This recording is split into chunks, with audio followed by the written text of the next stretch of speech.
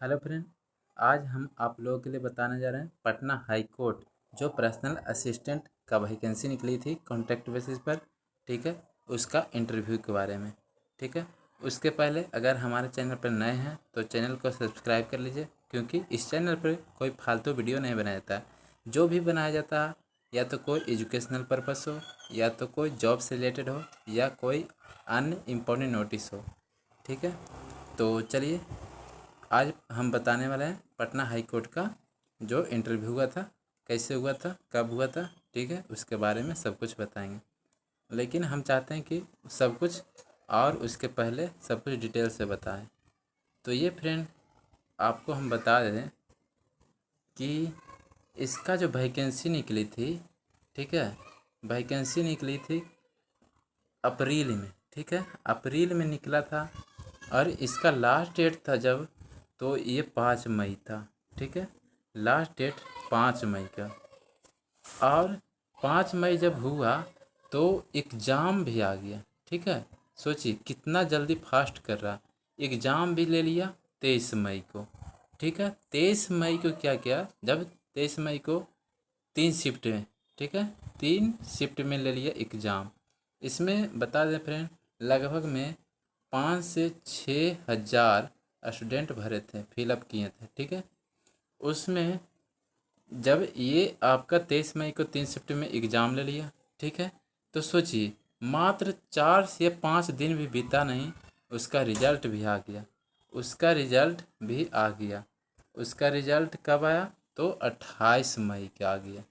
ठीक है, 28 मई का रिजल्ट दे दिया, जिसमें सोचिए कि 5 से 6 हज़ार स्टूडेंट भरे थे, फिलअप किए थे। और बता दें कि उसका 400 वर्ड लिखाया गया था। ठीक है फ्रेंड, 400 वर्ड, और ये 12 मिनट टाइम दिए थे। मतलब रखिए तो लगभग में 33 या 34 का स्पीड होना चाहिए। ठीक है, और स्पेशल जो जज मैम थी उनको बुलाया गया था। ठीक है, डिक्टेशन के लिए वो लाइव डिक्टेशन दे रहे थे। ठीक है, और वो भी क्लियर आवाज़ से आपका दे रहे थे, समझे। तो क्लियर आवाज़ से भी दे रहे थे और अच्छी काफ़ी स्पीड भी कम थी।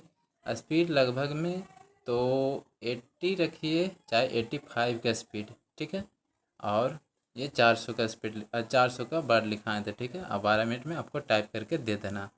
तो बोल रहे थे काफ़ी स्टूडेंट की छूट गया था टाइपिंग में, मतलब 2 बार 2 लाइन 3 लाइन, किसी को 4 लाइन छूट गया था, टाइप नहीं हो पाया था। कुछ वर्ड बहुत सारे छूट गया था जिनका, और तो जो जिनका जिनका अच्छा लिखा है मतलब, और वो टाइप कर दिए तो उन्हीं का रिजल्ट हुआ है। लेकिन चलिए आगे अब बताएंगे सब कुछ।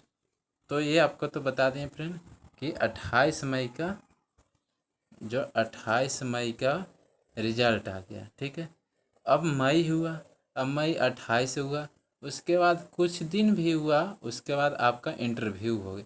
इंटरव्यू कब हुआ, इंटरव्यू जून में हो गया। जून में कब, तो ये अभी चल रहा है ये जून का महीना, तो दो था, 2 जून और 3 जून का था। ठीक है, 2 जून और 3 जून का इंटरव्यू था। तो 2 जून में लगभग में 30 या 40 स्टूडेंट गए थे। ठीक है, इंटरव्यू के लिए 30 या 40 स्टूडेंट गए थे। ठीक है, अब बाकी जो बच्चा, ये 3 तारीख के गए थे। ठीक है, 3 तारीख के गए थे, जो भी बच्चा था तो 3 जून का गए थे एग्ज़ाम, अरे इंटरव्यू देने के लिए। ठीक है, तो बात करें 2 जून का, 2 जून का बात करें तो क्या क्या पूछा था फ्रेंड। 2 जून का कुछ ऐसे नहीं, मतलब उनका इंटरव्यू से कोई रिलेटेड कोई मतलब नहीं था। ठीक है, दो खाली सिर्फ नाम पता एड्रेस उड्रेस पूछ रहे थे, और सब कुछ नाम, अपना पापा का नाम, ये सब पूछ रहे थे। और बाकी क्या कर रहे हैं, आपका ऑनर्स क्या है, ऑनर्स में जो भी है तो उससे मात्र 2-3 क्वेश्चन पूछ रहे थे। बाकी मात्र 5 मिनट टाइम देते थे। ठीक है, 5 मिनट टाइम देते थे, बाकी कहते थे ठीक है आप जाइए, बस इतना ही टाइम आपको देते थे। लेकिन क्या किए, जब ये तो आपका 2 जून का बात करें, सब कुछ मतलब सिंपल सिंपल ही, कुछ कोई फालतू क्वेश्चन नहीं पूछ रहे थे, सब कुछ सिंपल ही था। लेकिन जब 3 जून आया तो 3 जून 3 जून आया तो 3 जून का क्या पूछे, उसमें भी शुरू शुरू में पूछ रहे थे वही सब कुछ सिंपल ही, मतलब ऑनर्स पेपर में क्या है कब से तैयारी कर रहे हैं। अगर आप इतना, मतलब आपका अगर ग्रेजुएशन मतलब 2014 में हो गया या 12 में, जिनका भी पहले हो गया, तो आप इतना दिन से क्या कर रहे थे? क्या आपको जॉब नहीं मिला? आप इसी में क्या लटके हुए हैं? मतलब और भी सेक्टर है तो उसमें क्यों नहीं जाना चाहते हैं? यही सब सवाल पूछ रहे थे। लेकिन जैसे जैसे बीता गया तो जब कुछ स्टूडेंट बचे तो क्या किए कि उनसे सब, जो लास्ट में बच रहे थे तो उनसे अब शॉर्ट हैंड लिखाना शुरू कर दिए। हाँ फ्रेंड, उनसे शॉर्ट हैंड लिखाना शुरू कर दिए। तो शॉर्ट हैंड में बता रहे थे कि किसी का था क्रिमिनल मैटर पर लिखा दिए शॉर्ट हैंड, ठीक है। 100 वर्ड मानिए तो उतनी लगभग में लिखा है, बाकी आपको पढ़ के बता देना उनको, ठीक है। और बात करें मोटर व्हीकल पर भी किसी को लिखा था, ठीक है। और भी अन्य मैटर पर भी लिखाया था और उनको पढ़ के देना था। तो यही सब था इंटरव्यू। सोचिए कि इतना फास्ट ले रहे हैं।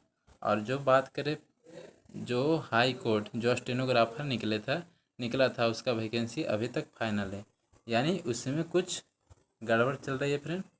बाकी देखिएगा, अगर कुछ भी और नोटिस आया तो आपको इन्फॉर्म कर दिया जाएगा, ठीक है। क्योंकि जो असली निकला था उसको तो नहीं ध्यान जा रहा, लेकिन जो ये ऐसे कॉन्ट्रैक्ट पर निकला था उससे बाद निकला था वैकेंसी, उसको तुरंत पहले ही सब कुछ कर दिया गया, ठीक है। अब देखिए, अब रिजल्ट की बात करें तो रिजल्ट भी आपका है। इसका जो इंटरव्यू लिया गया था पर्सनल असिस्टेंट का, जो कॉन्ट्रैक्ट बेस पर निकला था, ठीक है, उसका भी रिजल्ट आप वेट मत कीजिए, मात्र 2 या 10 दिन के अंदर में ही समझिए आ जाएगा आपका रिजल्ट। तुरंत ही आपका एग्जाम रिजल्ट भी आ, देखिए फ्रेंड, तुरंत आ जाएगा आपका रिजल्ट। तो इतना फास्ट काम कर रहे हैं। लेकिन जो स्टेनोग्राफर या तो बोल दें या तो कैंसिल कर दीजिए एग्ज़ाम, अगर अच्छा से नहीं गया। उसमें उसमें प्रॉब्लम ये था कि सबका हेयरिंग प्रॉब्लम था, ठीक है। क्लियर से आवाज़ नहीं आ रहा था, गूगल की तरह मतलब बोल रहा था, तो सभी का प्रॉब्लम हुआ। या तो एग्ज़ाम कैंसिल कर दीजिए या तो फिर से अगर लेना है तो बाकी रिजल्ट दे दीजिए, ठीक है। तो बाकी आपका राय क्या है कमेंट बॉक्स में बताइएगा फ्रेंड। और हाँ, अपने दोस्तों को भी शेयर कर दीजिएगा फ्रेंड, ताकि उनको भी पता चले कि इंटरव्यू में क्या क्या पूछा था, ठीक है। और thank you for this watching.